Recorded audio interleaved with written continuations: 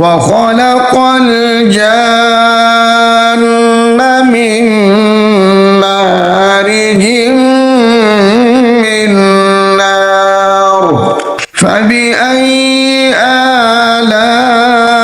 آلاء ربكما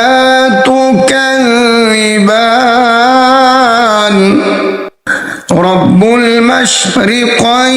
ورب المغربين فبأي آلاء ربكما تكذبان مرج البحرين يلتقيان بينهما برزخ لا يبغيان فبأي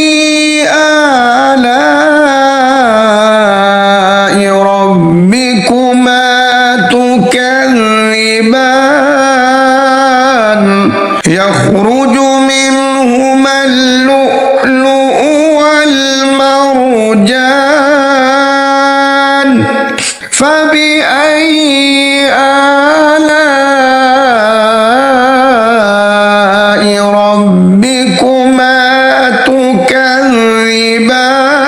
تكذبان وله الجوار المنشآت في البحر كالأعلام